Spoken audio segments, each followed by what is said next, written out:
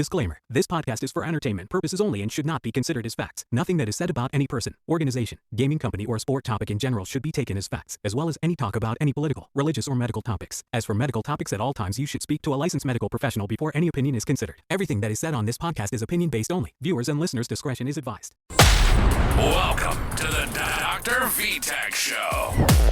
This podcast is a long-form conversation hosted by DrVtach with the top guests in the world of esports.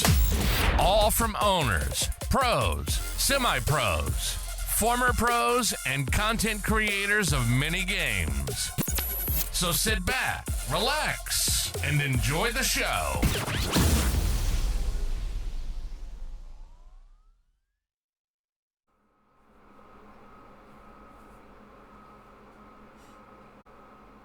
Ladies and gentlemen, welcome to the DrVtach Show. Well, today we have a phenomenal, a special, a funny guest. Guys, a R6 pro player from Team Bliss. Yes, you heard Team Bliss. These people are on fire now. I got here with me Wettables. Wettables, how you doing, bro? I'm good. How are you? Good, man. So Wettables, tell us a little bit about yourself, man. Where you from? Where are you located and everything? Yeah, I'm from just about out of Sydney, Australia. You know, just everyone knows where Sydney is. I assume if you don't, well, you live under a rock. You know, it's probably the most hated city and the most known city in Australia. So just out of there. Pretty much been here my entire life. Moved between different areas around here, but. Yeah, basically grew up here my entire life. Wanted to move recently to different states, explore the country because I'm at a point now where it's like I've been in one spot for too long and I'm bored. And my personality is I need new things. I need more. So I'm looking to move. But as of right now, just near Sydney. Okay, so you're in Australia. Dang, you're pretty far away, man. Don't get me started. So every time you make an event, you got at least 20 plus hours on that plane. It's just like, you know what? Maybe I don't want to go anymore. Maybe I want to stay home. When we think about Australia, the Americans, we think about that music from Men at Work. Down Under. Every time someone talks about Australia, they're not from here. Everyone just talks about spiders and how every single animal or bug here can kill you. And I'm like, look, maybe you're right, but it's not as bad as you think. No. Yeah, I know a lot of players that are actually from Australia. They're actually really, really good players and everything. They're not pros, but they just, content creators. Some do Star Citizen. Some will do Rainbow Six Siege. Really nice people. Really, really, really friendly. Really nice. I always tell them, hey, when are you going to do a shrimp on the Barbie and all this stuff? And then we just make jokes of that. And, but yeah, man. So how's things in Australia? Is it really nice, or is it chaotic, or is it just depending? Really just depends on where you're from. If you're in cities, so in Melbourne and in Sydney, it's very, very, very chaotic in there. There's so many people getting around. There's stuff going on everywhere. At the moment it's winter here, so a lot of other countries might not think it is, but it is cold. It is freezing here. What? It is, I'm at night, I'm shivering. It is cold. But during summer, that's where I thrive. I'm at the beaches. I'm in the water. I'm in the ocean. I'm thriving in that 40-degree heat. I'm loving that. But at the moment, it is cold here. A lot of people wouldn't believe it. It's freezing. It is cold. Wow. So now it's wintertime. Yeah. Jeez. When you say cold, what's cold for you? Well, some nights get down to 1 degree. It is cold. Australia's winter is freezing, but Australia's summer is hot. It is very hot.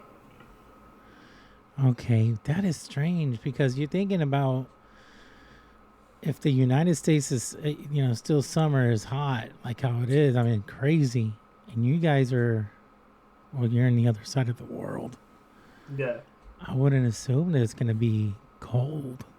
No, it Jeez. It is absolutely free. And it depends on where you are in Australia too, because there's if you're north of Australia, Darwin for example, which is the tippity top peak of Australia, they don't have a winter basically. It is always hot there.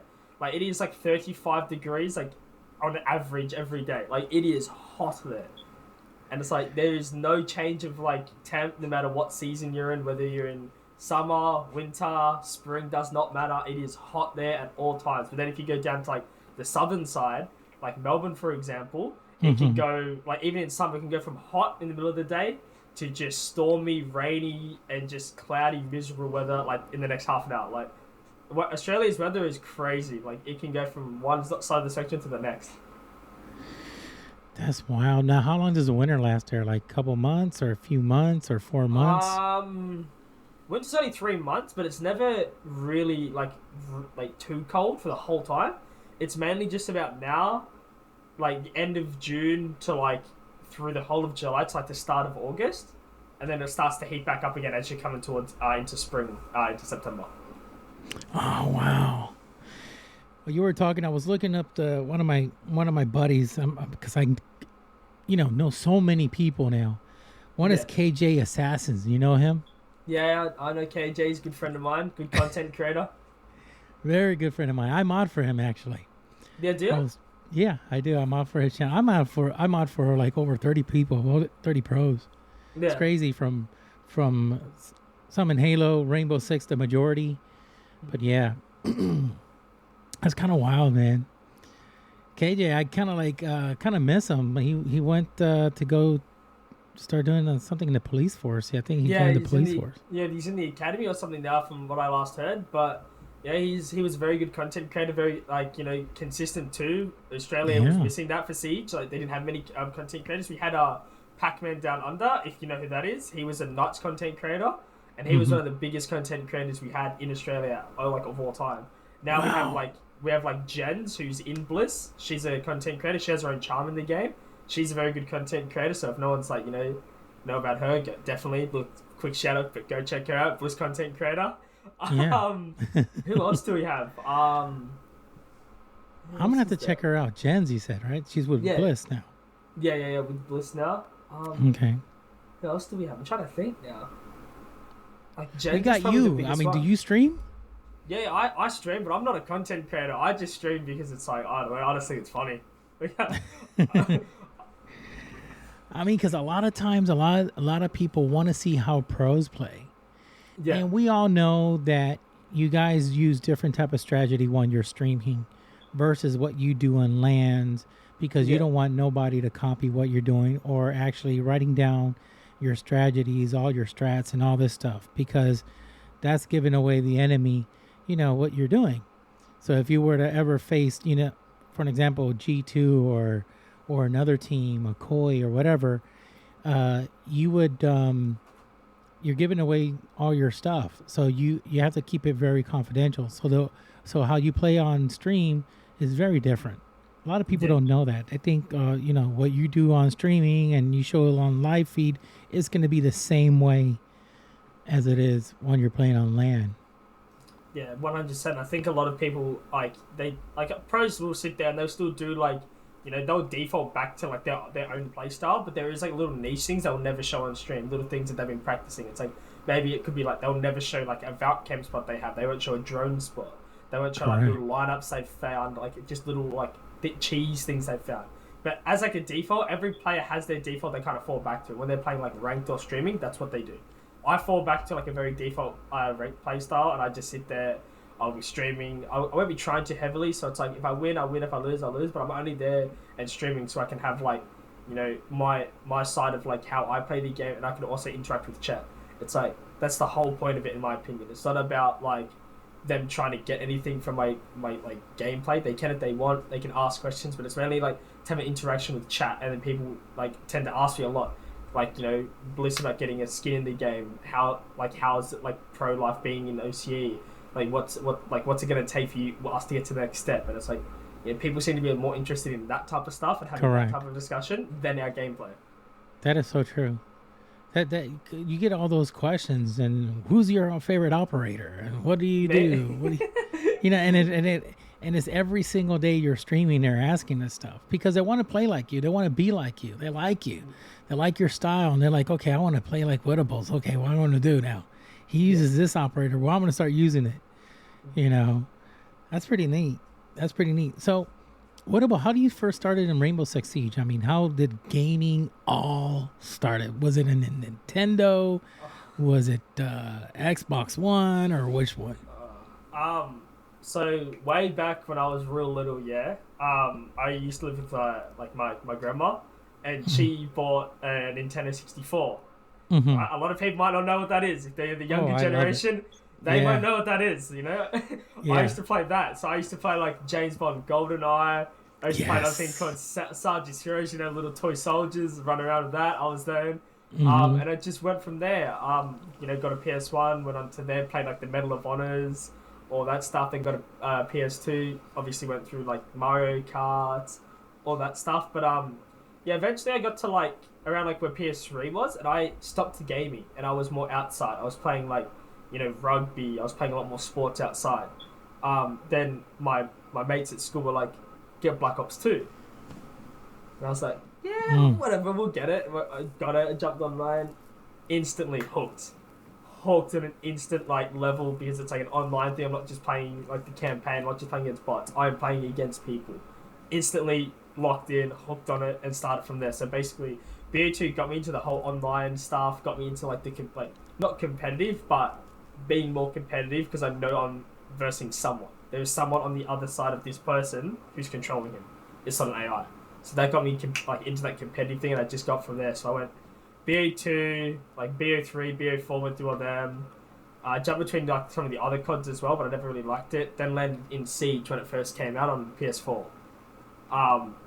Just played that with my cousin. Eventually started getting Diamond and stuff on there, and then came to PC. Jeez, what season was it? Whenever Knock came out, Knock and who's Warden? I don't know what season that's called, but whenever that came out, that's when I hit PC, and I had no want to go pro. I was like a streamer. I just had a laugh playing the game, had no care to go pro, but here I am. Now I'm in Bliss Golden Majors. How the heck? Wait 1 second. So you started when Nook came out, and then from then on, okay, so take me to the steps. You became content creator for Rainbow on Twitch, I assume. And then you just had a group of friends, or you got recruited, or you got tryouts, or how was that you got into Pro League? So I came to PC, wanted to be a streamer with a big group of friends, and we called ourselves the Veggie Squad. We were just a group of friends, had a laugh, and eventually, you know, as people do, gaming gets a bit old. They can't focus on things. They got to go focus on life things. That happened. And I was like still very young at that point. I was only like 19. So my life, and like it was actually COVID as well. So I was like, I couldn't go to work. I had like, this is all I had, this game. So I was like, nah, screw that. I'm just going to play.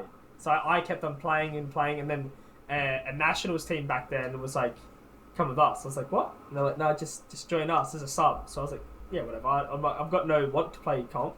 And they're like, no, come here. Because like I was like just running around, like just farming them in ranked and stuff. So they brought me, they're like, come here. So then, yeah, I think that was 2020 maybe. It started 2020. I got asked to join a nationals team. And the whole time I was like stuck in like a mid to low tier nationals team for the longest time, and I never got a chance in actual Pro League until the start of last year when the whole circuit switched, and I joined a team that Aerial Rise picked up, and we called ourselves Aerial Rise Oceania. Okay.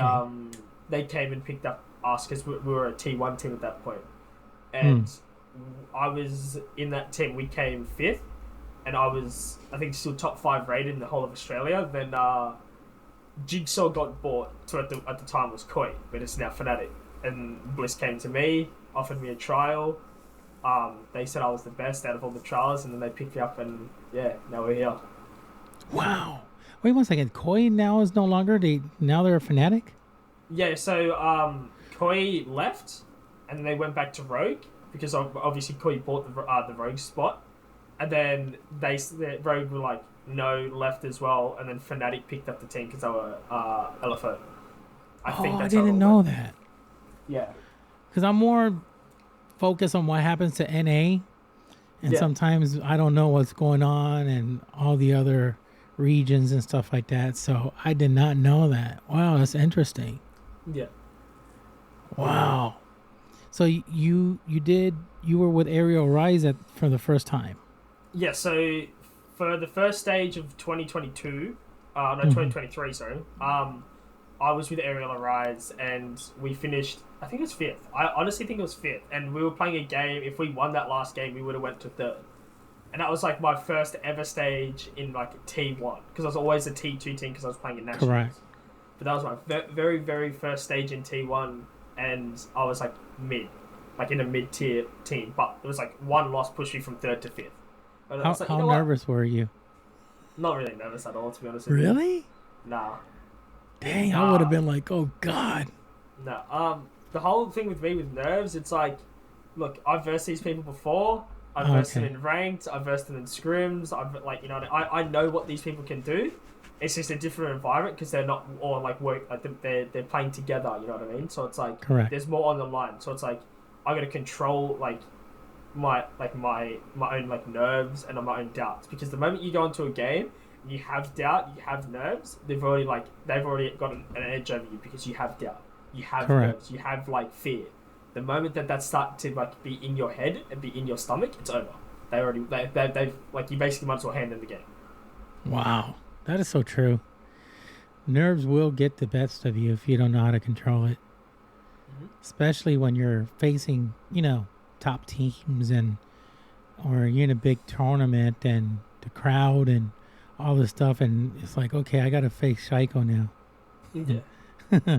I gotta face, Doki from T2. All these players, they're really good players. I mean, these are top pro players. But now, what's interesting that you guys are making a big impact in the scene. Team Bliss is becoming known now. Rumors are spreading out. The word is getting out there about Team Bliss. So that's awesome, man. That's awesome. So how was it that you got picked up by Team Bliss? Basically, they offered me a trial against 2 other players, and yeah, apparently, like, I was just, they seen a better player, like a higher skill ceiling with me. They liked the way I play. Honestly, the only thing I've asked them is what happened, and they give me the simple thing is you were better. What the heck? That's it. They don't go too deep into it because it's like, Well, that feels good. Yeah, it's like you were just better. Like these Listen, guys let me cut to the chase. You're just better, okay? I'm gonna just pick you. I'm not gonna explain no more. I'm not gonna say anything. I'm not gonna even tell you why. You're just plain and simple better. You're on the team. Yeah, that's what they give you. They're not gonna give you this rundown of this guy did this run. No, we're not. This is waste of time. Not gonna do that shit. Just they cut to the chase right there. Cool. You're like, okay. So how much we're talking about now?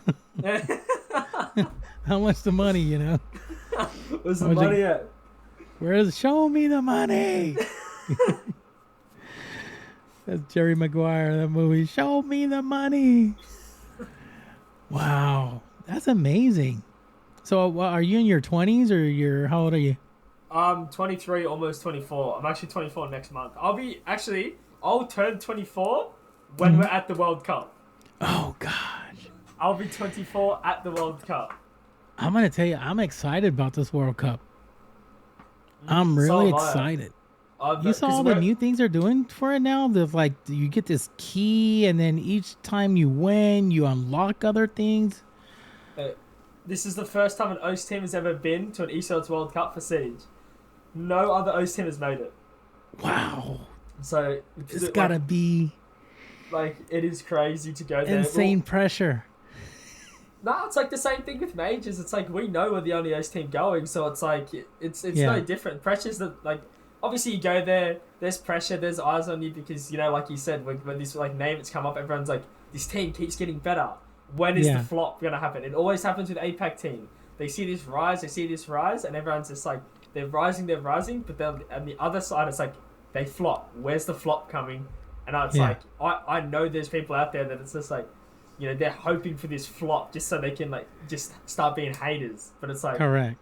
It's like, look, we bring in time for that reason. It's like, we don't want to flop. We want to just keep rising. It's like all the people that think that this team can't keep going, can't keep this thing up. Well, you wait. You just wait. Well, you got a good mindset. I like that. You're very positive. You don't go quickly to the negative. You're a very, very positive person because you just see it like, okay, it's going to be like a regular scrim. And now I'm like, what? Because you're like, yeah, I face these people all the time. It's no biggie. Yeah. Nothing new to me. I face them all the time. So if you come with that mindset, you're more relaxed. You don't feel that stress and the nerves kicking in and the pressure that you got to perform well. You're just going to perform like you normally do and kick butt and have fun. Once you do that, you notice like, okay, you're in third place. You're in second. Oh my gosh, you're in playoffs because you're just having fun doing it. But if you're doing it under stress, you're going to start losing. Yeah. It's crazy how the mind works. Yeah. See, that's like the biggest thing with me when we first picked up Titan. It was like, I'm not scared to take a gunfight with any person in the world in this game. If they want me to like do a jump out, I'll jump out. They want me to spawn peek, I'll spawn peek. They want me to walk in a doorway, I'll walk in the doorway. Like if there is no hesitation. If you tell me to do something, it's getting done. Whether I die doing it or it gets done, I will try.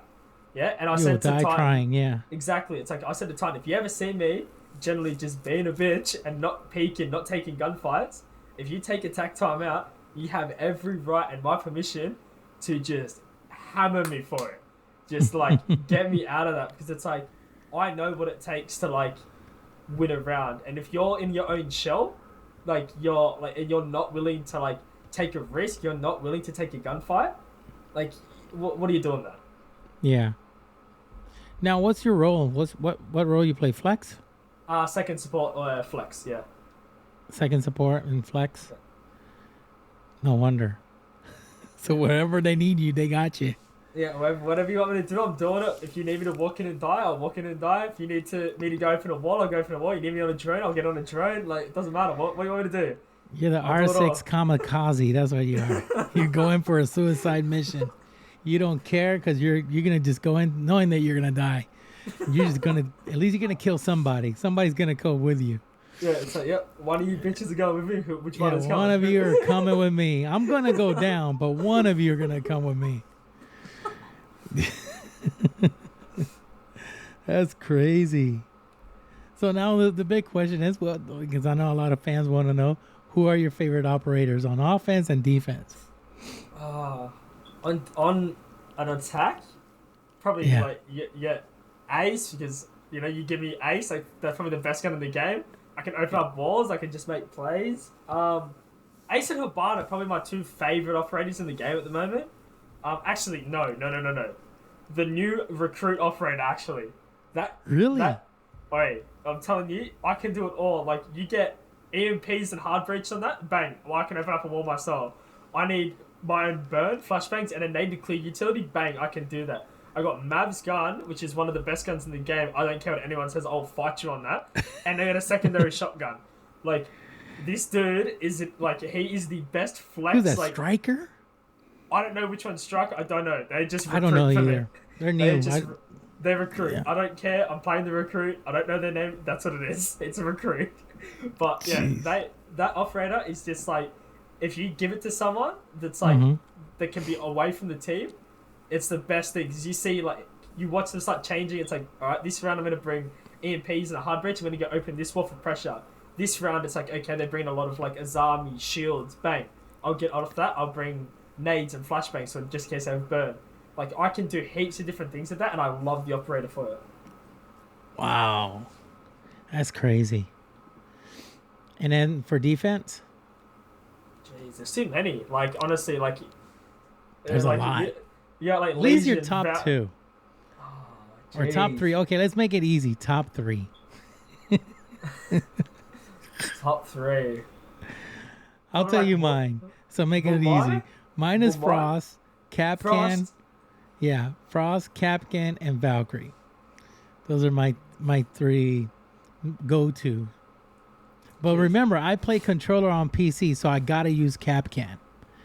Controller on PC, you gotta get off that, because I'm telling you, once you get that mouse and keyboard, you start working that out. It's a new world. It's a new world. I tried, man. I'm in my 40s, man. I can't, man. For the love of God, I try. So many people are like, I will help you. I'm like, yeah, but it's so freaking hard, and to memorize all the buttons and where they're at. I know it's second nature for you guys because you guys been playing it like every day, 10 hours a day. I don't. I got to go to work. I got a wife. I got kids. So I don't have that luxury and time. So I have to stick to controller. I mean, I don't do bad. I'm a plat player, with positive KD, 1.1, KD. And, I carry my weight. And then usually when I'm playing, people like get confused. Like, dang, you're on controller? And he said, not for nothing. You're not that bad. I was like, well, I do a lot of baiting. I do a lot of camping, so I got to use a different type of style, strategy, in order to win gunfights. Yeah. And, it feels good when I be called a cheater. For some odd reason, it feels good. You're cheating. Really? You think so? Oh, thank you. I'll take that as a compliment. Look, mate, that's mate. Look, with this day and age of the game and how bad cheaters are, yeah, you're guilty Everybody's until proven innocent. I don't care. Guilty until proven innocent. I don't know you. You're cheating. It's like, no, I'm not. I don't know you're cheating. Wait, you proved to me you're not cheating. Oh, but no. I don't trust anyone. If I don't know you, you're cheating. I don't care anymore. Guilty until proven innocent. That's how I am right now in ranks. I swear to God, I get into a lobby. Minimum 4 people are cheating. Whether they're blatantly cheating, they're hiding it, they're walling. Someone in that lobby is cheating. Somebody is cheating. That is so true. Somebody's cheating. So on defense, which ones are your top 3? So that's gonna be an easy one. Well, my Fenrir. Oh God, Fen. And then probably Valk, I guess. Yeah, we'll just get Valk. Valkyrie, love the cams. Need those cams, man. Info. Best good gun. Info. Nacho. Yeah. I was always a when it comes to offense, I liked Ace. I like certain operators and Fuse, but then I switched, and then I always been like a Lion main, and then for some odd reason I forgot what happened that I was getting frustrated. I didn't know where the enemy was at, because I like to help out. If I'm dead, I want to be giving call outs and, telling, people pinpoint locations. So I started using Zero. Mm-hmm. And not for nothing, Zero is so essential, so freaking good if you know how to use them, where to place those cams. Yeah. So you could win and clutch and win a lot of matches if you have Zero cams out.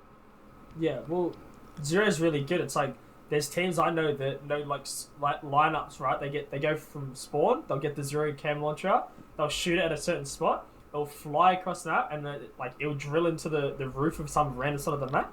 You turn it on, you look down, you have all this info, and no one expects it in the first 10 seconds. It's like, and no, it's so don't. Quiet when it drills in too. Yeah. Yeah, it's like, if you learn that stuff, Zero instant info, free info, and it's just like, look, there they are. Free info. My thing is, how come they don't use them too much in Pro League? And when you see a lot of these tournaments and stuff like that, you don't see them using Zero as much. I think it's more because his utility is so niche. It's like why people don't use Tachanka too often, right? Correct. Because it's a bad bad example with both, because Tachanka is literally so much worse than Zero. But Zero's thing is so niche, and it's not always going to be good for every round. So it's your main things, in my opinion, need every round right now is a DMR, right? Because if a team's bringing his army, the DMRs just melt them now. Then you need Correct. a hard breach. You need your little EMPs, because if they bring in bandits, mutes, cades, or anything like that, you need Correct. to have the right utility to counter what people have. And Zero's camps are good, but they're just not the best at clearing utility. Yeah, that's true.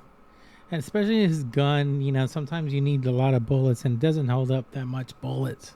Yeah. Because I run out of bullets a lot using him, and it gets really frustrating.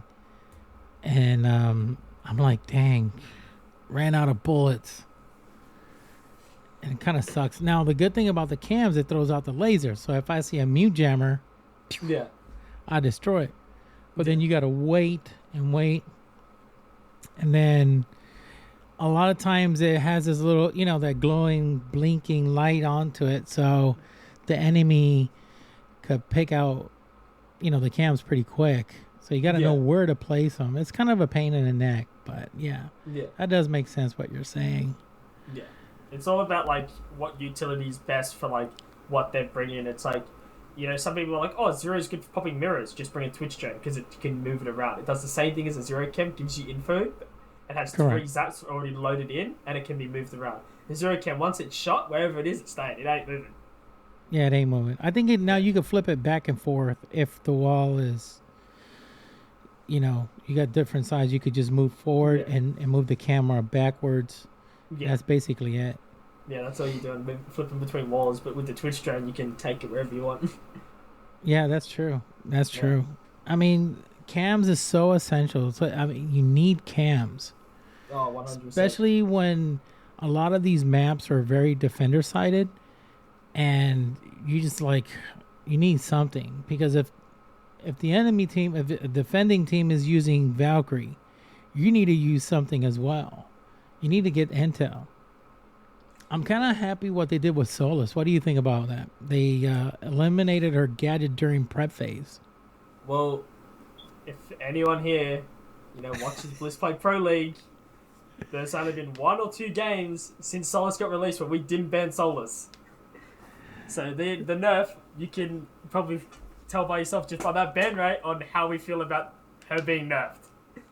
That was we hated Solus. I thought Solus was one of those ops that's you just crutch it. One, SMG-11 is still one of the best secondaries in the game. I'd even say it's one of the best guns in the game. If you're good at that thing, it shoots that fast that it doesn't matter if you headshot them, it will melt your health.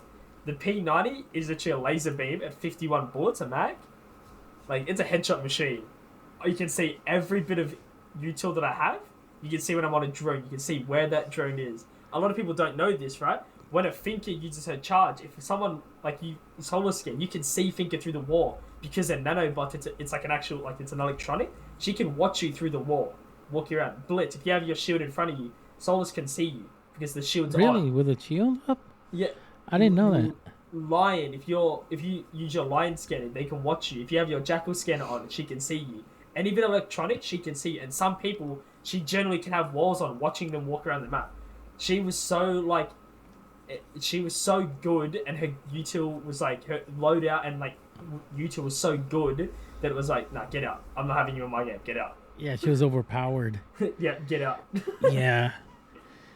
It was ridiculous because each time my drone is in prep phase, boom, destroyed. Yeah. And it would just come to the point I was like, then what's the point of having these drones, This is a question I asked before with other pro players that come on a podcast about her ability being, nerfed now. I'm really happy about that because she was a pain, man. Yeah. It wasn't fair, so it's okay, save your drones until it starts, but now we don't know where they're located at because if they're using, you see Solus running around, she's just getting everybody's drones and just destroying it. So I'm kind of happy they nerfed that, they fixed that up.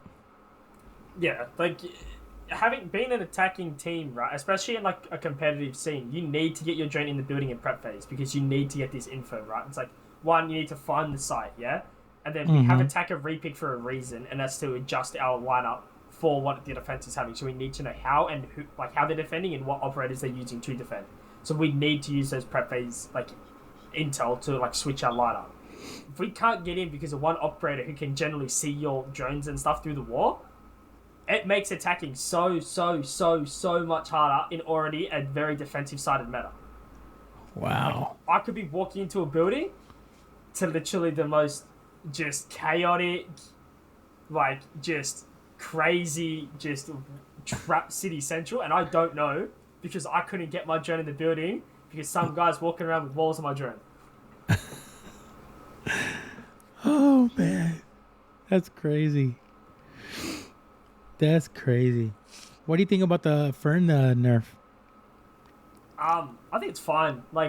He's still very now. good. Yeah, he's still very good. Yeah.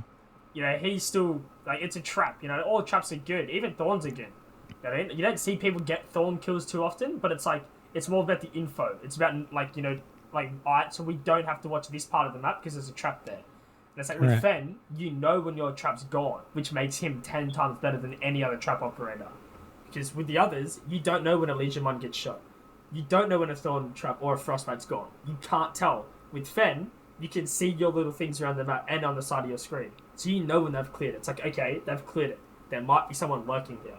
So he is just so far above the rest of the trap operators that it's like, if you're bringing a trap operator, everyone defaults to him. Plus, he has a little secondary shotgun, so he can make rotates. He can open hatches. Yeah, that's true. That's true, man. So how many hours of a day you play this game, man? Give it to us, man. Just give it to. Tell us the truth, then don't lie. No, like it depends, right? For right now, we're taking a bit of a break because it's like, you know, burnout's a thing, and you know we. So when we're taking a break, it's not that much. I probably play like, you know, depends if I stream. Like if I don't stream, I might not touch the game for the entire day. But if I stream, it's probably like 4 hours a day. But when we're practicing and when we're scrimming, it could be 8, 9, 10 hours a day. Jeez. You know, basically a full-time job, you know what I mean? I know, I was going to say, it's like a full-time job. You're just going to work. Yeah, people, like, we used to have people in our team, like Titan said, we have people in our team studying. We have people in our team working. So it's like, you know, some people can't put as much hours as I can in. But it's like, I'm in there because it's like, I'm trying to find new things, you know, I'm streaming, I'm doing other things. Like, the rest of our team don't really stream. The rest of our team, like, you know, they might play the game. They don't they have a public, like, you know, face, but, like, I stream, I do all that stuff. So, you know, I tend to put a bit more effort into that stuff as well. So it's like, no hate on them or anything like that. I think Oda has started streaming a little bit more now, like, every now and then. But, you know, if you're talking about a Bliss player, the streamers, like, it's probably just me. So it's like, I do put a bit more hours in than everyone else. But, you know, that's just my own choice. I'm not forced to do it. Now, do you work? Do you actually have another job, or are you just dedicated to this? No. So I used to, before COVID, I used to be in a tiler, like a floor and wall tiler, like the bathrooms and stuff. Then COVID hit, and obviously with all that stuff, no one wanted me in their house working. You know what I mean? They were like, "Get away! I don't want that. I don't want that COVID stuff. Get away from me."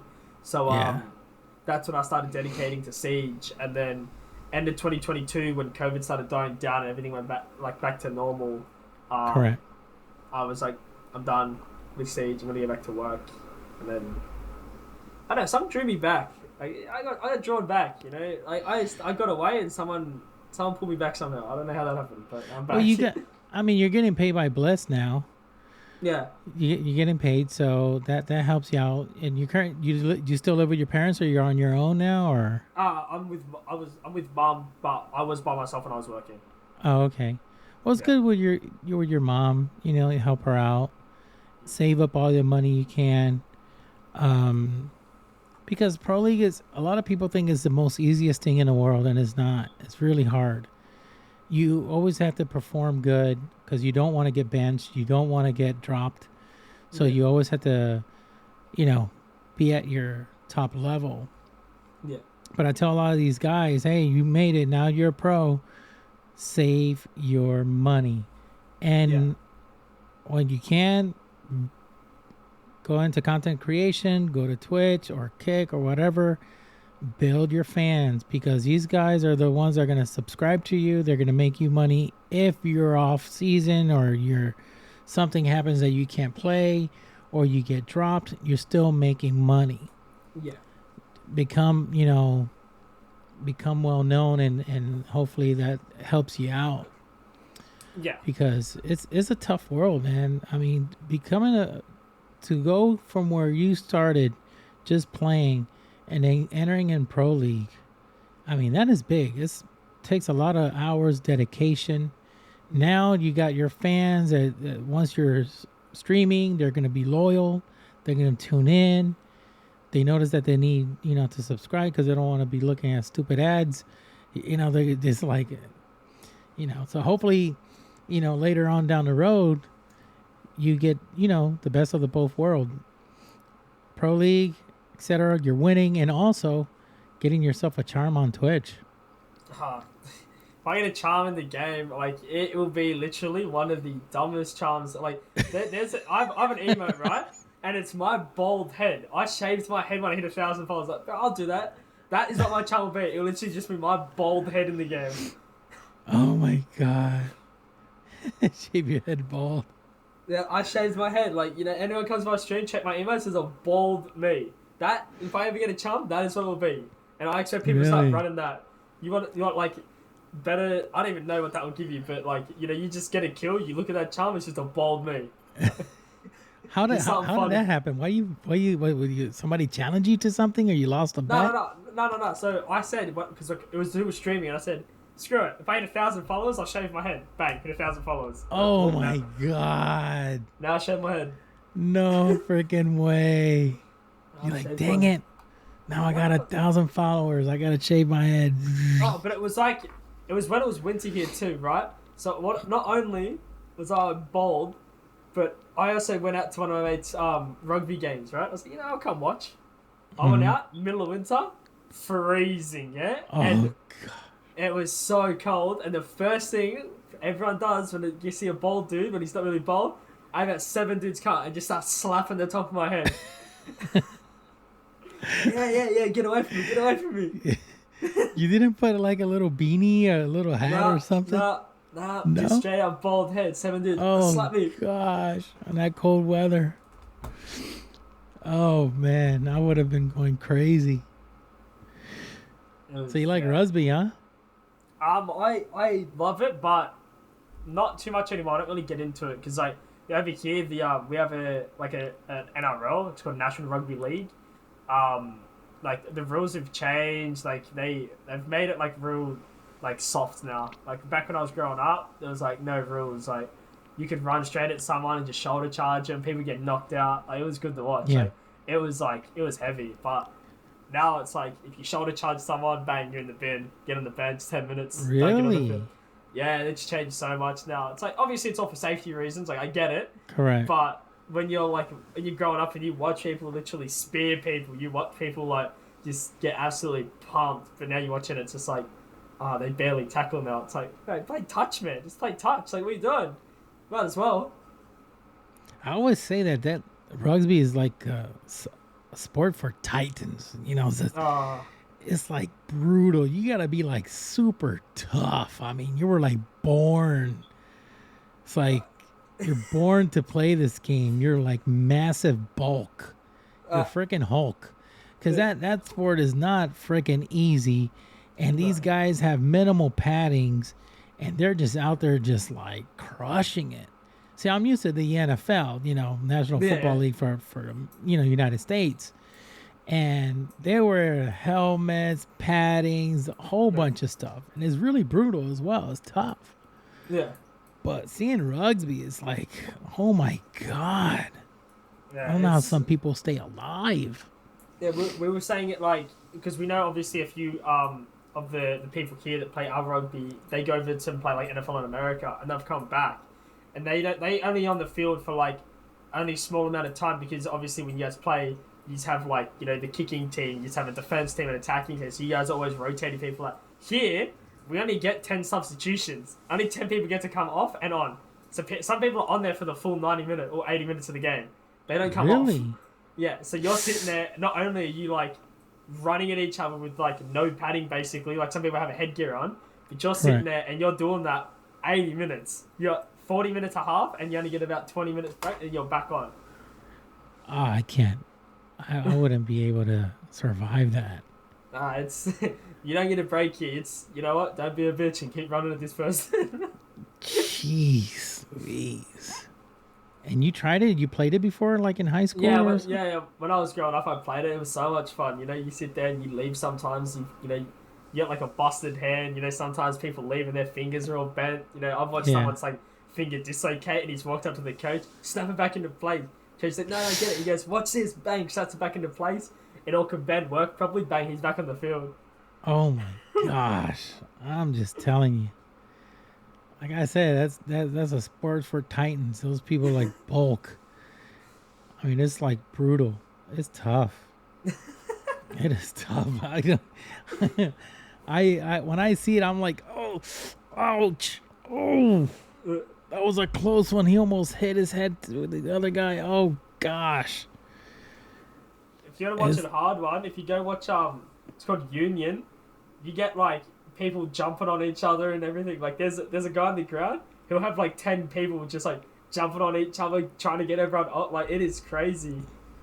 Like, so what are they trying to do? They're trying to get that ball away from him, even though if he's down?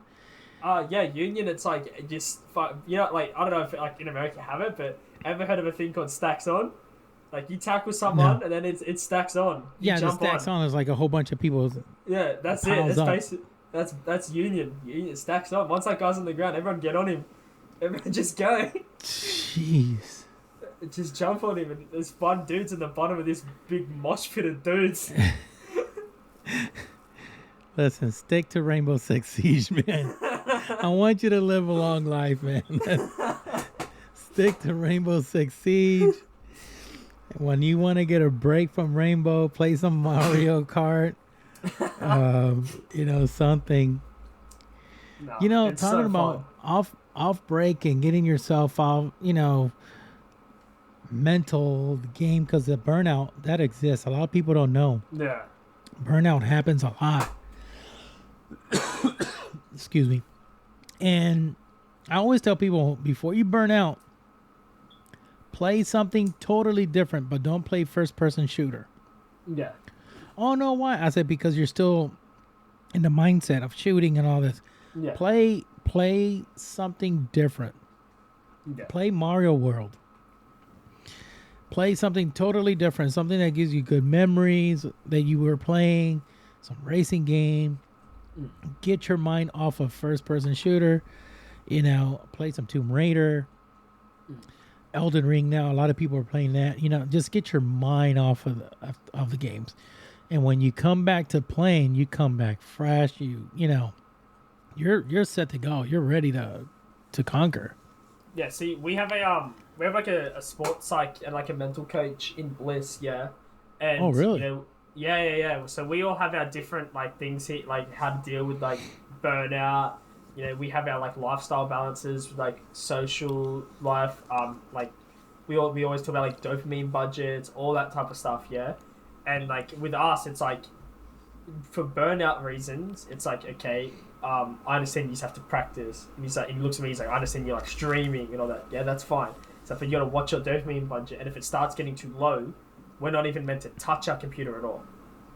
Because any type of gaming with people can affect the dopamine budget, yeah?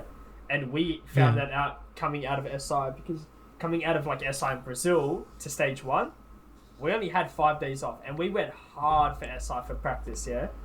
And then with that 5 days off, then we had to like, obviously, you know, we had to come in, it's like, all right, we have to change this up coming into stage 1. Went into stage 1, you know, we had our like ups and downs, but we still made the major. We had a couple days break there. Then we went to boot camp. Then we went a bit harder in boot camp, like, you know, practicing and all that. Come through like Manchester, playing all that, you know what I mean? It's like, burnout's a thing, man. And I'm telling you, a lot of teams had this thing. Like, I can sit there and say to you that Furia had burnout too. Like, they're not a team to slouch on or anything like that. And I'm not saying that they played bad or anything like that at Manchester. But, like, winning 3 events in a row like that, you're going hard all year, yeah? And I can tell you that they would have been feeling it after that 1 year straight of winning. That burnout would have hit them. Like, burnout hit so many teams.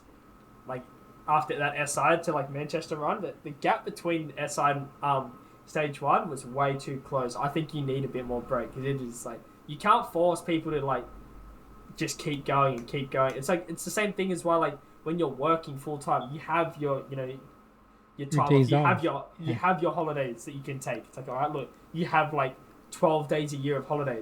Take that whenever you need. People take that like in the middle of the year and they use a majority of it, because it's like, if you don't use that, you're not going to be yourself. The productiveness of your work is not going to be there. Yeah. So it's the same as like, you know, being a pro player or gaming. You need your breaks. You need your time off, because like you can sit there and do it all day, every day, but after like a certain amount of time, the productiveness of what you're going to be doing isn't actually going to be like, it's not going to be worth it in the end. Yeah. You're just there to waste time. Yeah, you are. And you're going to notice, and your reaction time is not going to be the same. Yeah. You're going to play sluggish. because you're burnt out. You need a freaking break. Get away from it. Don't play nothing, like your coach said, the dopamine. Yeah. The dopamine is so freaking important, It's like once the dopamine kicks in, you're good to go. But if it's on the bare minimum of the barrel and it's really low, don't play. Get a break. Yeah. Do something. Go fishing. Do something out of, the computer. Yeah. Or play like, your Mario Kart or something, Nintendo DS or whatever, or 3D, the Switch. There's some of the simple stuff that, is basic. Because it's burnout is like really, really, it's really complicated, but in the same way, it is something that everybody should know about, because if your dopamine is low and you're burnt out, it's pointless to be playing, and it could ruin you. It could actually put you to a spot that a team will like let you go, and come to find out it was because you were burnt out. Yeah.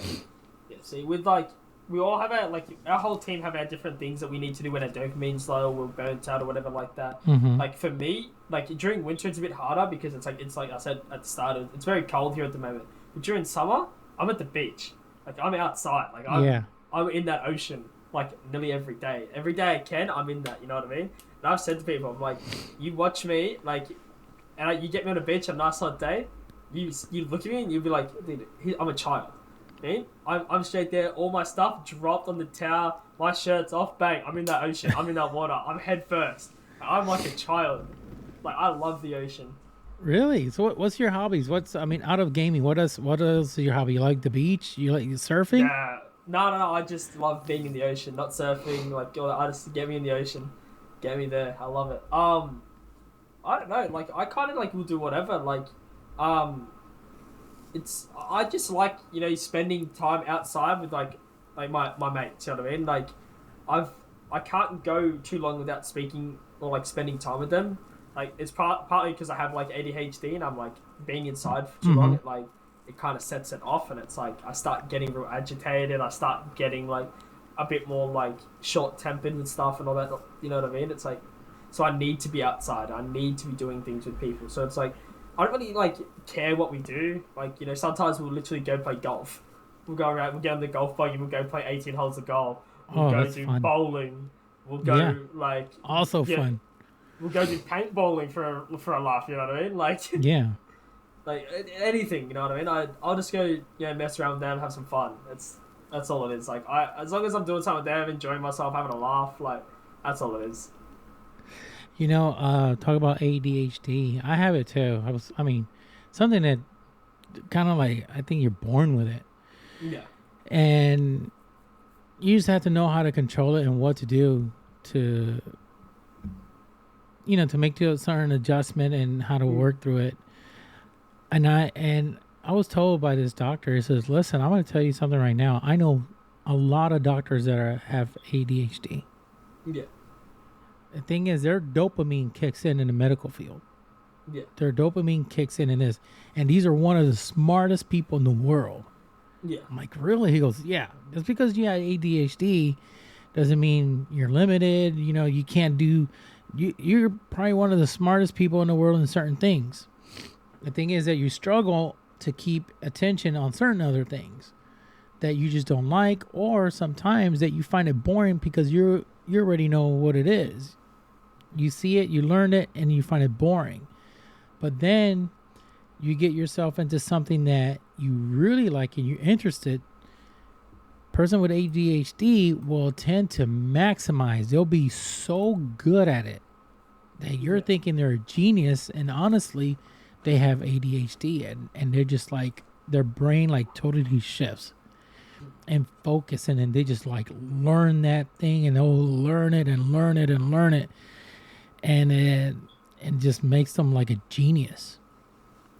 Yeah, I think that's an ADHD thing. It's once you find something, you become hyper focused on it and stuff. And yeah, very hyper focus on it. Yeah, with I don't and that's the thing that you said.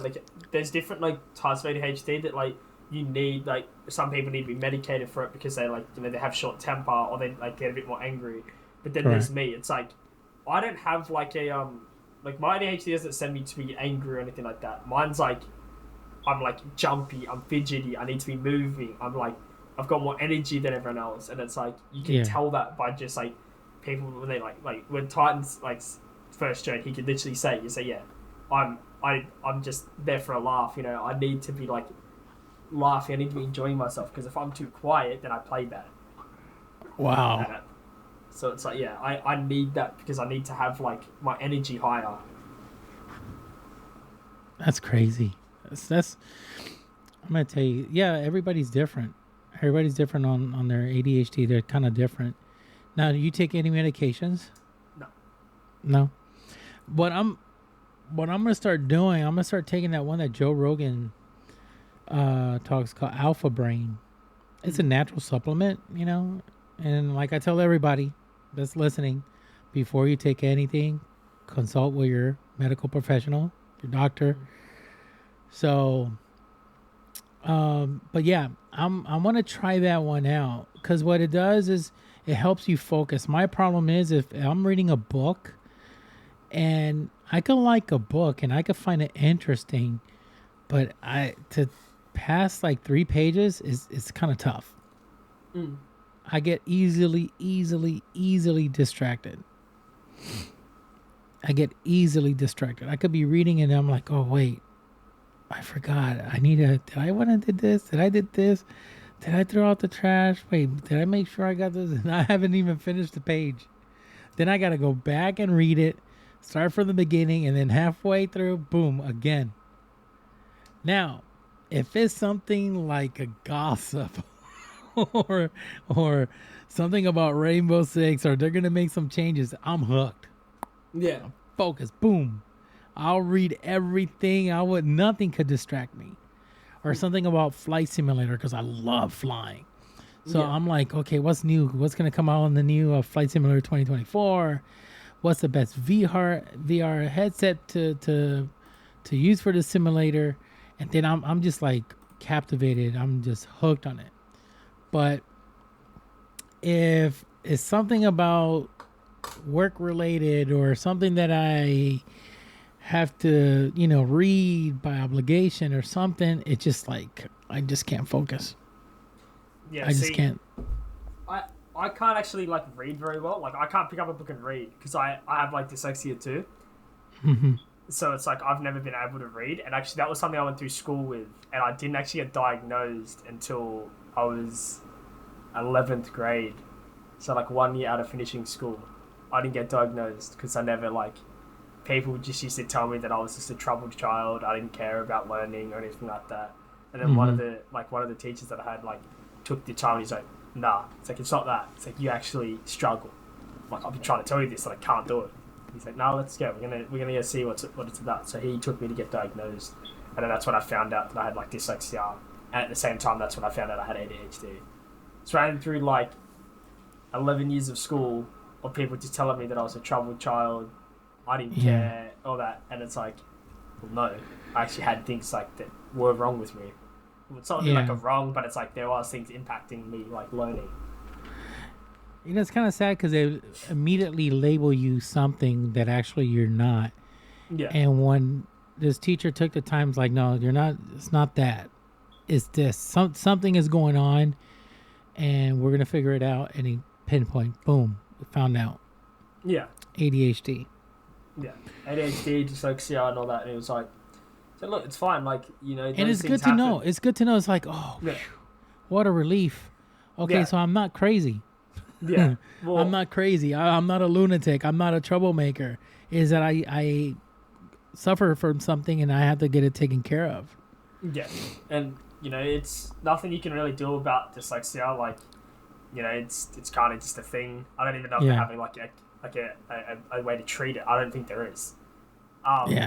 But, you know, it's something that I've learnt with, and like when I stream on Twitch, like, it helps because it's like each person's like a different color, so it helps like me like slow everything down and actually read what it is. But if I get like a book, right, and like the page is white and it's all very small, like black, like, you know, normal font writing. It combines everything there is just smushed into one thing, and I'm like, oh gosh, that's got to be crazy. And I'm just like, no, I'm like, I can't. So I've never been able to actually like fully read a book or like anything like that. It's like, you know, if we put something in our team chat on Discord, yeah, and it's like a lot of info, I have to sit there like real slow and like I'll highlight it so it like highlights blue, and even then sometimes it doesn't help. Really? Like even if you highlight it a different color? Yeah, it doesn't help. Like I have to do it real slow, but then even then it's like like I'm reading it and then it starts like smushing together, and then I'm like, and then I forget what I've already read because like, yeah, it's really bad. So it's like if there's ever like a big thing of info and I kind of know what they're talking about, it's like I need to message someone, and it's like, okay, I kind of understand what you're talking about, but like, is this what you're trying to tell me? And I'll be like, yeah, this is it. I'm like, all right, sweet. Well, I'm gonna do it at like, you know, I'm gonna get it done here. If I can't do it, or I'm struggling, I'll give you a message key. I'm like, yeah, sweet. You know, like they'll all help me with it because they all understand that, you know, if it's anything to do with reading or anything like that, you know, I will need someone there if it's heaps. If it's heaps of information, I will need someone. And they're like, yep, sweet. So just give me a message whenever you need. So when you travel to Worlds, tell them, listen, don't email me nothing. Tell me the apartment the hotel we're gonna stay at.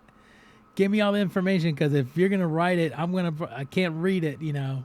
Yeah, well, that's halfway through the letters get smushed in, you know. Then it's like hard to concentrate and hard to like focus onto it. Yeah, our manager does all that. He puts it all in, and it's like, yeah, me and Oda fly together from like start to finish. So it's like, he knows all the info. Yeah, you know, I'll know like the name of where I'm going. But that's it. You know, it's like, oh, this is where we're going. Ah, sweet. We'll just go there then. It's like, if we have any other info, we'll read it, and like we manage our stuff. Like, you know, it's not like I can't read. It's just when it's like a really big paragraph, a really big thing of it. Yeah, big. It start getting like it mixes up the letters, and you can't. Yeah. Then you gotta like, there's people that put something over the pages. Yeah. There's like see through, like I don't know what they're called, like the. It's like sometimes like red, like they're like red, blue, like it's different colors, and it helps like calm everything down. Wow, that's wild, man. That's wild. See, with me is I read in like 2 or 3 paragraphs down the, you know, I'm reading, it's just like boom, my brain just like shuts off. Yeah, and I just can't finish the page. It takes me to repeat it until I can finish it. Something that I have to do to like focus and sit down and say, okay, let me think about all this stuff, get my brain to calm down, finish this, and then I could think about other stuff. Yeah. Because it's kind of tough, you know. I just like, okay, I'm reading this, and then my mind started going off. And then at school, they found out when I was young, they say, think you have ADHD, we got to take it to a doctor. As soon as they gave me some medication, I went from like a D and F all the way to straight A student. Just helped me concentrate. And you know, I'm going to tell you the truth. There are some, I'm not saying rainbow, and I'm not going to say allegedly. I'm going to say allegedly to protect myself. But there's been players that have been caught using ADHD medications, Adderall and stuff like that, so they could focus while they're in a tournament. Yeah, it's not just Siege. Like, heaps of people have done it. I'm pretty sure. Yeah, I know. That's what I'm saying. It's not just Siege. It's across the board. Yeah. In the pro league scene, they'll be taking this stuff. And what they don't know, if you're not diagnosed or you don't have this condition, what actually you're doing something is actually harmful for you, because your body doesn't need the extra, you know, all this other stuff, you know, medication for you to focus. And then what you're doing, you just, you know, harming yourself. Yeah. That's why I kind of like, for me to focus, I don't like to take, you know, Adderall or whatever medications are out there. And I told the doctor, I just don't want it, because I know everything processed through your kidneys and liver, etc. Yeah. And later on down the road, there's going to be something, you know, it's going to hurt you in the long run. So I'd rather do something natural. So Joe Rogan has this thing he comes out called Alpha Brain, which actually is nootropics, and what it does, it helps you focus and helps you concentrate. So I'm gonna give that a try. Yeah. For me, first I'm gonna ask my doctor if it's okay. I can use it. The doctor tells me the thumbs up, then I'm fine. But I hear scores of people say, "Hey, listen, this works so good. I use it, and it helps me focus. It does take some time to kick in. It takes like a week or two, and then I'm able to read my books completely, whatever I'm reading." I was like, "Oh, really?" And they're like, "Yeah, it helps me concentrate, helps me out, and it's plant-based, So I'm like, "Okay, cool. I'm gonna give it a try." Yeah, see, all those like other meds, like I've been asked if I wanted to take them and all that. And I'm like, I don't really like need it because it's like, I'm never struggle to focus or anything like that. It's more like I need something that will like keep me occupied and keep me like busy.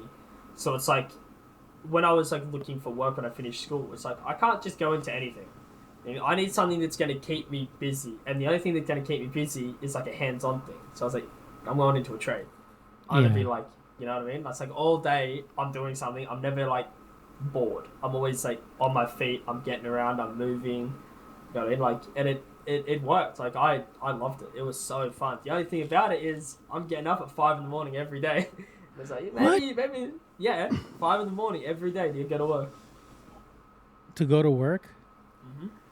Jeez. See, I work in a hospital, so my shift is overnight. I work 7 o'clock at night to 7 a.m. Yeah. So this is why a lot of people say, "Dude, I hardly ever see you on," and I said, I'm just working. I'm working. I work long hours. Yeah. This 12-hour shifts is not easy. Yeah. But I did one time working. I worked a day shift. It was 7 o'clock in the morning to 7 at night. And I had to wake up at 5 something in the morning. Oh man, I hated it. I couldn't. Said I can't. This is killing me. I know some people, they could wake up at 5 something in the morning like if it's nothing and they're good to go. Yeah, that's most tradies here, like tradesmen, like builders, all that stuff. Yeah, you're getting up at 5:30 in the morning every single day, 5 to 6 days a week. Oh yeah, that's tough. That's tough. Now, who's the owner of Bliss? I think Brendy is like a co-owner, but I think the main one is a guy called Bell. I think he's like the main owner. What does he have other company, or does he do? What does he do? Honestly, because Bliss is so new to me. It's like, okay, I know like the owners of Oxygen, I know Adam, I know Wildcard because I was a former Wildcard. I worked in communication and Twitch specialist for the Pro League players while they were streaming. But that's who I know. I know Marco for M80. Yeah. But when it comes to like Bliss, I just don't know who's who. And all these other owners, they have deals going on. They work on multiple stuff. They're really top, entrepreneurs, and some own really big businesses. Yeah, because they just don't live off it. Owns a couple businesses like up in Brisbane, because that's where like the Bliss is like based in, because they have like a big headquarters up there, and I'm pretty sure the like Bal owns a few like businesses. I don't think it's just like I don't think it's only on esports. Yeah, exactly. I think he actually owns like a couple of things up there. I'm not exactly like sure because I'm not really someone that's gonna dive too deep into it. I'm probably not the player to ask. It's like, look, all I know is I play for years and this is my game, so I just focus on where my role is. I'm not going to go too deep into it. Jeez. Yeah. That's interesting, man. Bliss is pretty neat. They're new. They haven't been out that long, right? They've just been for like 2 years on Rainbow Six Siege? No. They've been in Siege like 4 years now, actually. 4 years. Okay, not 2. I don't know when they got established. They joined X or Twitter, whatever you want to call it nowadays, 2019. Oh yeah, it's not long ago. No, so I'm pretty sure they've been an org for about 5 years now. Yeah, they've like built a name up for themselves now. And like over here, it's like they have a league team, they have a PUBG team, and they have us under Bliss, and then they bought Chiefs. If you know, I don't know if you know who Chiefs are. They're like one of the biggest orgs in Australia for a long time. They recently bought them, and now they own the Chiefs name too. And then they have a Rocket League team under the Chiefs name. Yeah, like you know, they're like the biggest name right now that we have. They're expanding. They're getting big. Yeah, and it's like, you know, with us, you know, keep going to these international events. If we keep performing, like it's only going to get them a bigger name. Like Siege Esports is growing. Like, you know, if we were like a CS team and we were doing this, you know, Bliss would have exploded by now. But because Siege is still only like such a small game and it can't compete with Dota, League, CS, all that, it's like it only gets them like a little bit of fame, a little bit of growth per event. So it's like as long as we keep doing this, Bliss will keep growing and growing and growing. But it's like, you know, Siege needs like a boost in like the community, a boost in viewership for like us to do something, and Bliss to actually have like a substantial, massive like growth out of nowhere. Like obviously, you know, us doing this isn't doing nothing, but yeah, like I said, if we were doing this in CS, like the growth that Bliss would have would be unbelievable. Yeah, Counter-Strike is really, really big. Yeah. And Overwatch as well. Yeah. Yeah, Dota, yeah, forget about it. That's fans all over the world. Yeah, Dota, League are huge. I don't understand any of them, but yeah, me I either. They're massive. I just know they're massive. They're massive. I'm like, okay, I can't get into this game. I'm looking at it. I find it boring or something. Yeah, I need... watch, but I don't really know what I'm watching. I'm just like, like I can kind of tell when you're winning, but I don't know what you're doing. Yeah, same here. That's what's interesting about Rainbow Six. Rainbow Six will always keep you on the edge of your seat. It's a game that you always learn every single day something new. Yeah. Because everybody's using different strats. So, you know, it's like I said before millions of times here on the podcast, you know, Rainbow Six is like a game of chess. You're just competing against other players that, you know, they're just as good as you. Yeah. So it gives you room to improve, to be better, but you know, it's just like really tough. Yeah, it is. Rainbow Six is not easy. Some people think it's a run and shoot game. No. So I was talking about with Rexon, you know, he said, yeah, it's shoot and run and shoot games. They're easy. And Rexon, I've seen him play some Halo, and he's like really good. I'm like, geez, Rexon, for that you could just go into Pro League. Oh yeah, that's nothing much to it. I'm just running and shooting. Yeah, see, Siege is like your mechanical. No, you can't do that on Siege. Your mechanical skill can take you so long, but it's like you've got to understand. It's like one little nerf or like one little change of an operator, a new operator being bought, like slight things can throw the game off that much that now you have to learn a new way to play it, or you got to learn the new meta, or like you know, if a gun gets nerfed, it's like when the R4C on Ash first got hit and it got nerfed, it was like, oh, okay.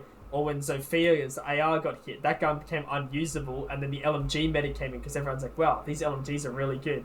Then that became a thing, and then you always had two LMGs walking around the map at you when you're on defense. It's like, well, how am I meant to like compete against this? I've just got like a little SMG-11.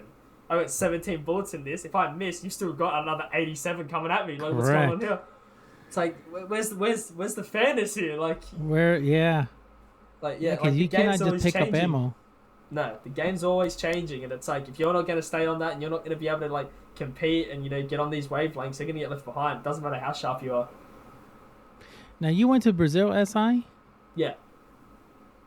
What was your thoughts? Brazil, the event was really good. That was crazy, man. The event, everything about it was like really good. The only thing with like when I went over there, and it's like I'm not picky with food, but like because like every time we've gone to an event, the food from like here to like different like countries is like very different. So like when we went to Atlanta, like when I went over there, and also my first time leaving the country, I was in America, I was eating like food, and it's like compared to here, it felt like over in America, like everything was a lot more like sweeter and the taste was a lot more rich. Like, it was like, you could taste it. And I was like, they put sweetener in this? They put stuff in this to make it taste, like, more, like, have more taste to it? Because, like, over here, we'd eat the same thing and it tastes, like, not as, like, you know what I mean? Correct. It's like, so like more, a little bit more bland. Yeah, it's like, yeah, bland would be the word. It's like, yeah, obviously we're used to it, so it's not bland to us, but it's like, once I'm over there, it's like, our shit here sucks. Or like, our shit here, like, needs more flavor. Like, what is this? But, yeah. Probably they packed it up with a lot of, a lot of sugar and stuff to get you addicted to it or something. What, over here? What, in Australia? No, in the United States. Oh, yeah, well, I think so, because it's like, it is so sweet over there. But Yeah. what I've said to every person over there, it is, if you ever come to Australia, what I've found that every other country, so, like, we have our fast food chains, like, here, you guys have yours over in America, you have them in UK. Everyone in other countries are like, you're like Nando's, you guys have got, like, Wendy's, Whataburger, all that stuff, yeah? Yeah. And it's like, like, in other countries, KFC sucks in other countries. Here, it is top shelf. Like, it is at the top. KFC here is it is it. And I'm like, anyone that's ever come here, if you want to try any type of fast food, KFC here is like, it's it. It is the best KFC here.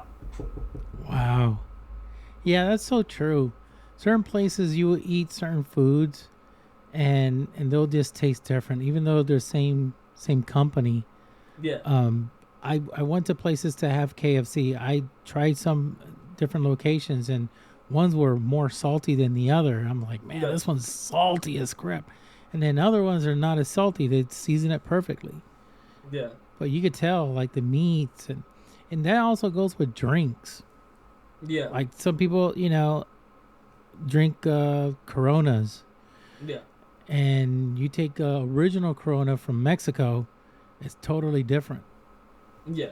People tell me that as well with, like, the Heineken.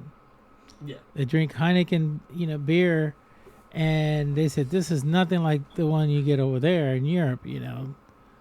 United States is more watered down. I was like, oh, okay. It's kind of crazy how they do it. Yeah, but you're right. A lot of these companies, they put a lot of stuff, adjectives and stuff like that and to the food, so people get hooked onto it, and then all of a sudden you're like, oh man, I desire something sweet, and then your mind start clicking onto certain foods because they want you to rebuy it. Yeah. They stuff it up with a lot of sugar because they know sugar is very addicting. Yeah, see, it's not a thing here. Like, we obviously there are things here that they pump with, like, added flavors and all that stuff, but it's not really like a massive thing here. Like, the only thing that, like, what is it? I think it's mainly like our package stuff is like got like added stuff to it, so it like lasts longer in the packaging and stuff. But like, I'm not an expert in it because like, hang on, I'm gonna sneeze. No, Australia has their own. You guys have your own farms and everything, right? Yeah. Yeah. Probably they go by different protocols and make sure they don't pump up a lot of steroids on the meats, or they probably, are very non-GMO. Yeah. A lot of our stuff that we have is like, we'll have like imported stuff where we'll have like Wagyu from like other countries and stuff, but then like get to this other stuff and it will say like 100% Australian beef or like 100% Australian pork or something like that. It's like, correct. We have that all here. It's like, but it's like, that's kind of what like everyone kind of buys here, is like, because it's like it's all from here, and it's like other countries, it's like, well, how long has it been since it's been shipped? Like, what's it been through? What's it got in it? Because like, you're not like, you're not gonna get like your piece of meat coming from Japan, like Japanese Wagyu here, and it's gonna be fresh. Like, there's gonna be more stuff in that. That's so true, man. Yeah, that is true. It's kind of wild, man, how food nowadays is so different than it is when I was growing up. I remember the Big Mac from McDonald's. It used to be like a real big, humongous Big Mac. Now they slice the burgers are very thin. Yeah. But they put so much flavor into it. They put so much stuff into it, because they got to replace I don't know what they do. They just like the meat is not the same and it's a lot smaller, but they want to make it more put a lot of flavor into it. Excuse me, and to get people into buying it more. Yeah. So in Brazil, the issue you had was with the food. You weren't used to it. Yeah, I just wasn't used to it. It was like the food wasn't too bad, like in the whole taste. It was just like some of it was like very different to what I was like used to, and it's like it's gonna happen with every country. Like when we went to like Manchester, it was like, wow, okay, like they like the variety is different as well from like different countries. Like Brazil had variety. There was so much different stuff. I went to Manchester and it wasn't as like the variety wasn't as as big as like other events. Wow. So it's like, sometimes I'm like, well, okay, I might still be a bit hungry after this, because the variety's not there. It's like, because obviously they have to they have to have vegan stuff there as well, just in case there's some vegan staff, vegan players, you know what I mean? So, and I won't eat that, right? I'm not, I don't eat that stuff, so it's like, half of the stuff I'll eat, some of it I won't eat. It's all that. That's wild. So yeah, Brazil, SI, I think that was like, for me, was like the number one SI. Yeah, definitely. The crowd, the people were into it. It was just like crazy. It's like they were watching a soccer, football, we call it. It was really wild. But you know what? You're not the only person that's talked to me about the food. Some people that were just so confused. They're like, what do I eat? This is so different. Yeah. It's so, opposite what I'm used to. I know they do a lot of things with meat. Yeah, there was definitely some like different types of meat in Brazil. It was like sometimes they came out and it was like, in our opinion, we were like, oh, this is a bit overcooked, a bit dry. Then you got these like other ones where it's like cooked perfectly, and it was like, yo, this is it. This is the shit. This is good. Bring us more of this. I like it.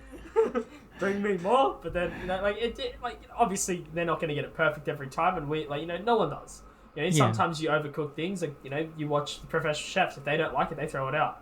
But hotel food, they're not going to throw it out. We'll serve it. We'll serve it because people are going to eat it. So we found some stuff we started liking. But one thing about Brazil that I loved, right? And I've said any other event does this, like they will have my respect. Is like you're sitting in like the lobby, and we're eating, and they have these like these servers come around. And they have these like plate, and they walk around, and they are like if you want to drink, and because like a lot of people we couldn't speak Portuguese.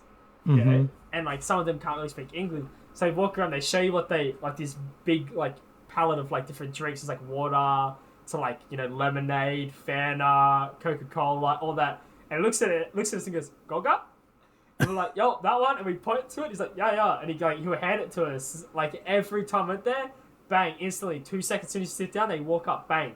There's this like variety of drinks in front of you, and like wow, like it was so good. Like the service there was very, very good. Yeah, they want you guys to come back. Yeah, it's like, the only reason I won't come back is I spent 30 hours straight on a plane going there. What? How many hours? 30 hours straight on a plane. Oh my gosh. Yep, 30 hours straight. Like, and that's both ways. Because, like, instead of us... So normally, like, from Australia, there's one, it's like only 21 hours, yeah? And you go from... Australia, because I'm on the eastern side, which is like where like 80-90% of the population is like you go from there to Chile, and then you go to Chile into Brazil. So you go like, you know what I mean? Yeah. But that only runs like once a week, so it's very hard to book that. So we went literally around the world. So we went from the east coast of Australia to Qatar, from Qatar to Sao Paulo. Oh man. And that was 30 hours straight. And it's like when we landed in Qatar, I had about 30 minutes to get through where I needed to be, through security, to the gate, onto another 15-hour flight. Oh gosh. Oh man, that's gotta be brutal. Yeah, mate. If anyone wants to say that, their flights are long, like I was streaming last night and I was saying, that our flights to like the World Cup is only 14 hours. I'm happy with that. And Titan was in there. He's like, oh, of course. and he's sitting there like getting angry. He's like, I don't know how I'm gonna last 4 hours on the plane. I'm like, 4 hours. I'm like, that's nothing. That's nothing. Yeah. Yeah, like 4 hours is nothing. I would sleep. I'll just get on the plane. Head down. Like, Yeah, sleep it off. Just sleep as much as you can. yeah. But, Wake up 8 hours later. It's like, what time is it? It's 8 hours. Oh, we're still flying. I still got 6 I will hours get left. desperate, man. I will have to walk around because I will get desperate. Yeah, I do. I get up and I go for a stretch. I walk around. Like they allow you to. It's like they don't expect you to sit in a chair for 14 hours. If you need to go stretch your legs, they actually recommend you get up. They're like, get up, go for a walk. Like they come up, they make sure you've eaten. They've always bringing over like drinks and stuff. My go-to thing when I'm on a plane, they walk up, anything to drink. Yep, orange juice. Give me that. Yeah. Yep, I love the orange juice when I'm on a plane. So it's like the plane ride isn't that bad. It's just boring. You know what I mean? Yeah, it's completely boring. You got to bring something to entertain you. I mean, watch movies and read a book. Yeah. I would most definitely have to bring my Nintendo Switch. Play some video games, something. Yeah, a lot of people sit there. It's like the only thing about it that I hate, and it's happened on one flight, is I sit there and it's like when a person brings like a very, very young baby on the flight and they sit there and you're just like, oh no, please no. And then for like a good 60-70% of this flight, this kid is not having it and you're just like, oh my god. It's like, no, You get the don't little kids are going crazy, crying. It's like, no, just They're irritated. They want to get out. It's like, I'm sorry to say it, but just shut up. like, please don't do this to me. I just want to sleep. Oh man, 30 hours. But now it's going to be 14 hours to go to Worlds. Yeah, 14 hours. So it's not that bad, 14 hours is whatever. I'll just sleep for most of it, so it's no biggie. Man, so you guys already made the quals for it and you won. Yeah. Who do you guys play to win it? Antic. Oh, really? Yeah. Jeez. Played Antic. The OC is actually improving, to be honest with you. Like, every time we play a grand final, it's getting closer and closer. We actually dropped the map in the semi-finals. Wow. Yeah, we lost the map. Really? It's like the third map we've lost. Like Bliss has lost in 2 years at home. So, really? You guys never lost in 2 years? At home? No, so we've lost in the whole 2 years. Bliss has lost 3 maps. Get out of here. That is it. We've only lost 3 maps in 2 years. Holy smack. Well, we expect good things now on Worlds now. Look, mate, like, and having teams come and they're beating us and they're pushing us to overtime, it shows growth in the region. So it's like, it is really good that the region's growing like that, And it's nothing but respect to them because we're going overseas and we're getting all this experience. They don't get that, and they're still improving. They're still like trying to close this gap as we're trying to like separate this gap. It's like, respect to them. They're putting in the effort. So we can't really like sit there and talk too much crap on them. Can't talk down on them. They're putting in the effort and it's showing now. So now you guys don't have a skin for your guns, do you? No, Yubi. Come on. Yubi needs to step up and give you guys a skin you guys could use. Yubi needs to actually start. Like, everyone asks for it. Like, I'm telling you, if I'm in the stream, if I'm streaming, that's the main thing. When's the Bliss skin come? When's this come? It's like, I don't know. That's a Yubi question, not a me question. No, I don't know. Man. At least a charm. Just anything. At least a Bliss. Something. Yeah, something. You guys need something because you can represent and use it. Yeah, exactly. It's crazy. It's crazy. My goodness, man. Well, man, I mean, this World Cup I think they're putting a lot of money into it. Yeah. the advertisement is out there. The trophy looks phenomenal. Looks like an actual, football World Cup soccer style. They made it like really, really, really nice. So now with this thing using a key, each time you win, you put this key and it unlocks so you could go and progress onto your next match. If you lose or a certain amount of matches and you're out of the tournament, it destroys your key and you guys put it in some place. I don't know. It's like really weird. I just saw it on X, on Twitter. Yeah. I was like, this is really neat. And what I like about it, let's say for instance you finish in 5th place or 4th or 3rd. Yeah. You'll get the key or something and it will print out, on it, 3rd place. Yeah. I always been a firm believer that all the people that are in the top 5 or top 3 should get something. Yeah. Okay, the champion, the number 1, will get, their trophy, but I believe that the 2nd and 3rd place teams should always get something. I mean, get a ribbon with a little thing said, 2nd place. Yeah. It for me, it helps them out not to feel so bummed out. It's like the Olympics.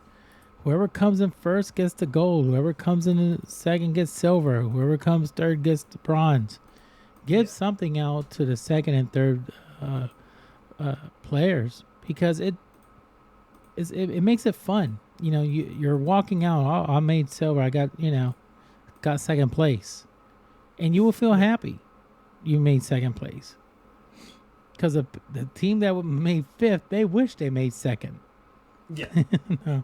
So it's kind of neat that they're doing now something for everyone. So if you came in 7th place, you will get something, that a little trophy, key or something. They said it's gonna put out the place that you ended up finishing. I find that really neat. I find that very encouraging. I think that's really, really awesome. I think Ubisoft Blast, I think, is the one that's running the show now. So they should have something for 1st and 2nd and 3rd place. I also even put it on Twitter. During halftime, they should put like some music or something. Yeah. Bring somebody popular. Who cares? They got, Ubisoft is $1 billion company. They could afford to pay somebody to do some type of performance on halftime.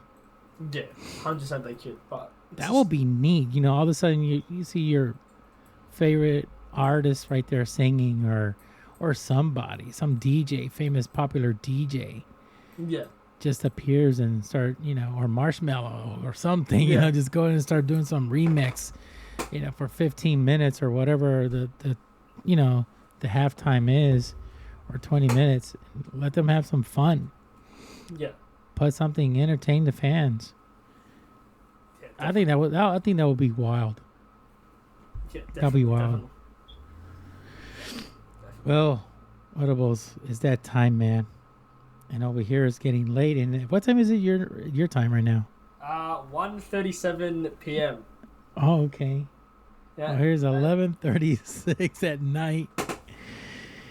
And I'm about after this gonna crash and got things to do. But man, it was nice talking to you, man. I was nice talking to you too. Thanks for having me on. So listen, Wettables, I get everybody a minute to go on stage and tell everyone your socials, where to find you, all the goodies. So go ahead, stage is yours, man. If anyone wants to find me, all socials are the same, literally just Wettables. I've got it all clean on everyone: YouTube, Twitch, X, Twitter. Even like we're chucking up some TikToks now, just having a laugh at that as well. So anyone wants to find me, just Wettables on anything like that, you'll find me. And I try to keep them, as professional as I can, but my personality doesn't fully allow that, so it's a bit of a meme. So yeah, and if you guys want to laugh, go check them out. In little words, he's saying is for 18 and older. Yeah, maybe. Content for maybe 18 and older. It's for adults, 18 and older. It's not for little kids. Yeah, it's better to play it safe than sorry. Just indicate that content is for adults, because if you don't, then you say something and it will jeopardize you, and Twitch they'll ban you. They don't care anything or who or what. They will ban you immediately. It's kind of crazy, but it is what it is. Well, Wettables, it was really, really fun talking to you. We learned a lot about you. It was a great honor, man. Thank you so much for coming on the show. I'll make sure this is not the first nor the last time. I'll make sure we bring you back on the show and let's see what happens in Worlds, man. I'm sure you guys are gonna do real good, because all I've been reading and seeing and stuff, you guys are like amazing. So so hopefully you guys make it top 3. Make the top 3, and if you get third place, amen. You get second place, even better. If you made first, congratulations. So, and enjoy the money, because I think the prize pool is going to be insane for first place winners. So now you could buy your Lamborghini. You can buy your Lamborghini or something. golden plated Lambo. Yeah, man. Well, thank you so much, man. Guys, follow him. He's on Twitch. He streams and also on Twitter. So, well, folks, thank you so much for tuning in. You guys know what time it is. Till next time, take care. Peace. God bless. Thank you for listening to the Dr. VTach Show, and don't forget to click follow.